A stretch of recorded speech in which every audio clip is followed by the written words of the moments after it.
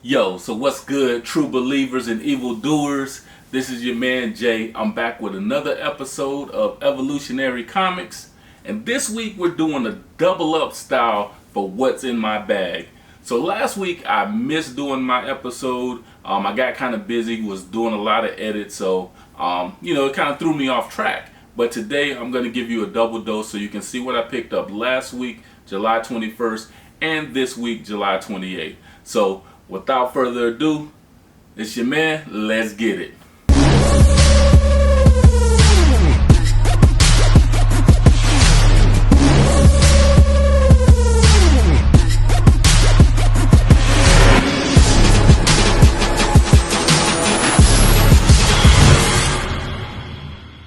Alright, so first up, gonna run through them real quick. Not gonna spend a lot of time on it so you guys can stay zoned into it.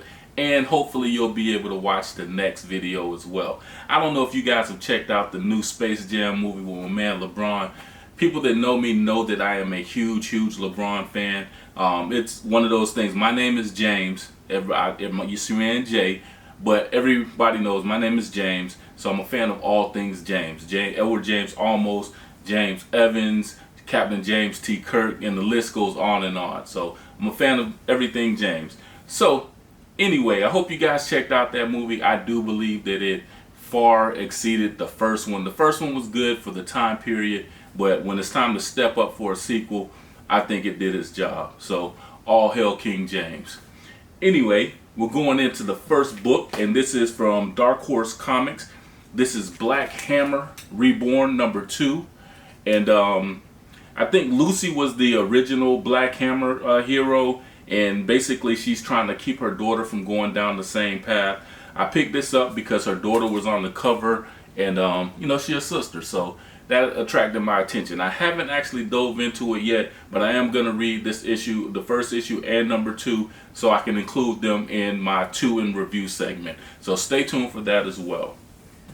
Next up is the second printing of Black Mask White, and the book was good. The book was great. I do believe that you guys should check out this book if you can get your hands on it. The problem is the print run threw everybody off. A lot of people who wanted the book did not get it. This is the second printing. I was lucky enough to get one of cover A, which was the hardest cover to get. There's a lot of variants out there. People have picked up the variants. I got a couple of variants. If you look at my previous videos, you'll see the variants I picked up for it. But this one, this week when I went back to my comic book store, there were still copies of this on the shelf. So any of my friends out there, if you need a copy and you don't have one and you can't find one, hit me up and I may be able to get you a copy of the second printing. I got 2 for myself, one to rock, one to stop. Next up from Image Comics is man Rodney Barnes. Hey man, I love everything you're doing. I love the progress. I can't wait for the Nita Hall story. I can't wait for Elysium Gardens. I can't wait for the new James Bond that you're doing. Everything, I'm a big fan, so everything that you're doing, shout out to Rodney Barnes. I appreciate your work. And also Jason Sean Alexander, because he's going to be in on a lot of those projects as well. I'm not sure if it's everything, but I guess that's my man Rodney's wingman, and his artwork is great. This is Philadelphia #15. I only picked up one cover of this one this week. I really love this cover.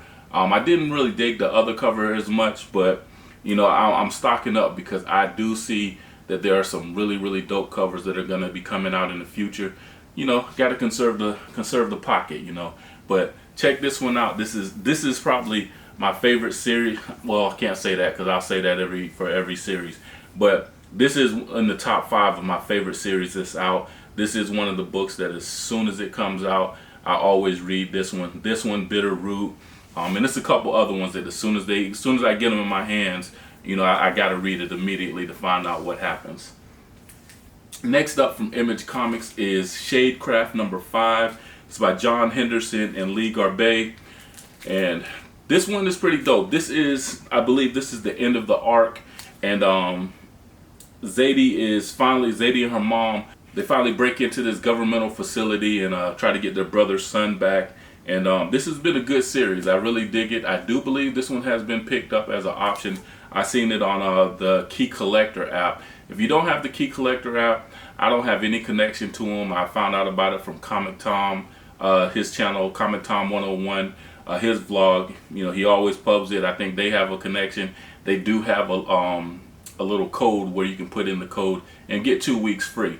So Key Collector app, if you guys, you know, are giving out any other sponsorships, holla at your boy, because I need one. But anyway, this one is option. I believe I did see this on like TV options or something like that. There's a category that tells you, you know, what's been optioned for TV, what's coming out. There's a plethora of categories that keeps you in the game if you're a true collector. All right, next up is Skybound. This is number 1. This is a copy of number 1. And I picked this one up as well because it has the cover appearance of Clementine. This is a new character, or a character that's been invented before, but this is her first, consider her first appearance. I'm not sure if she's in the game or where she actually appears, but it was something that, you know, that they said I should pick up. And you know, I try not to get into the FOMO thing and be missing out, but sometimes you do got to be smart about it and grab something that could be a collector's item in the future. And this one I did get simply because of the cover. This is The Walking Dead Deluxe by Robert Kirkman. This is also by Robert Kirkman, but this is Image Comics Skybound. This is The Walking Dead Deluxe, like I said, and it has my girl Michonne on it. I do believe that I may go back and pick up a couple other copies because as far as The Walking Dead goes, Michonne is my favorite character. And there need not be any explanation as to why. Alright, moving on to Marvel Comics, and I got this Phage number 1. This is the variant cover, and I didn't pick up any of the other covers because I really don't care about the story. I did pick this up because it is a Skottie Young cover. I'm a big fan of Skottie Young's work, so sometimes when I see different covers that he's done, I just grab them because, you know, eventually I'm going to have a whole section of books that are strictly Skottie Young covers. So he is one of my favorite cover artists, and that's Phage number 1. Don't even know what the story about. Alright, my main man, Miles Morales. This is Marvel Comics, Miles Morales, Spider-Man 28. This is the 80 years anniversary edition for the Captain America. I guess his homage or his celebration, whatever it is. But this is more like Captain Puerto Rico, but he has the shield. But this story has been pretty good. I have to read this one. I haven't read this one yet. Usually, like I always say, there's certain books that as soon as I get them, I read them. I do want to know what happened to Billy, Miles' little sister. The clones snatched her. One of the clones snatched her. So we got to find out how Miles goes about getting her back. This is a really good story. The story's been good so far.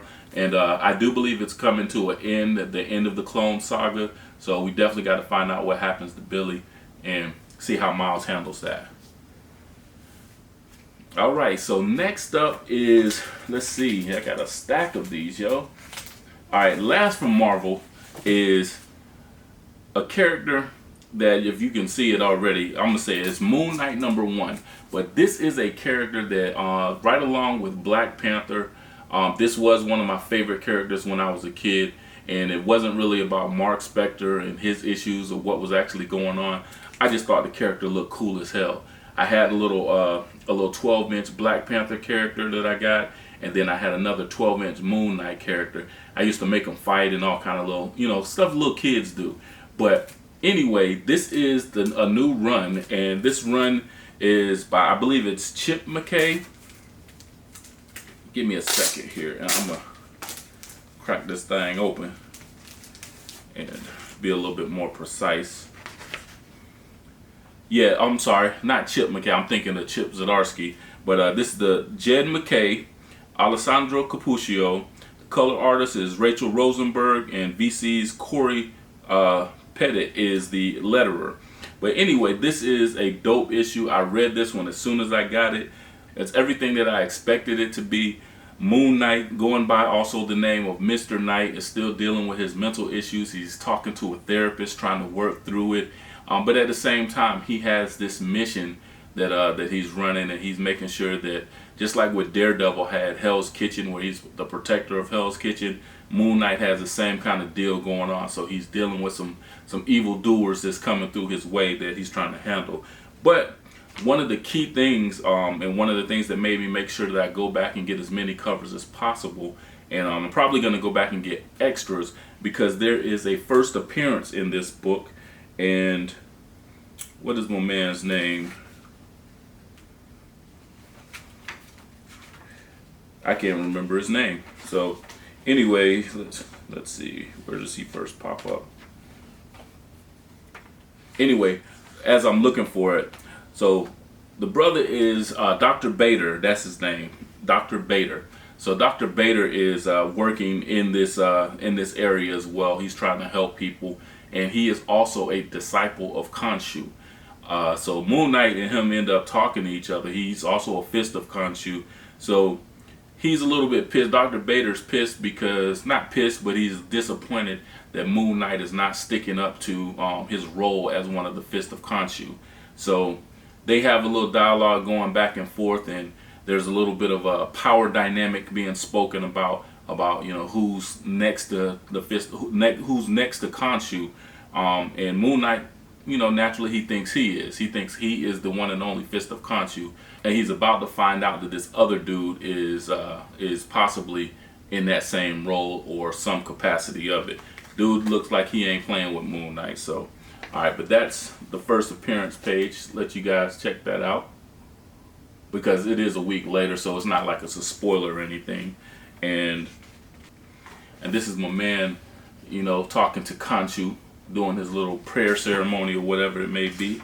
And his actual name is going to end up being Hunter's Moon. And I'm not even going to show you the actual picture, but this I am going to show you, because this is something that I do want to see cosplayed. If I can get somebody to dress that exact same way, find me a mask like that, I am definitely going to do a photo shoot like that, because that is dope as fuck. Dope as hell. Yeah. Beep. For my cussing. But yeah, so anyway, I picked up, this is the A cover.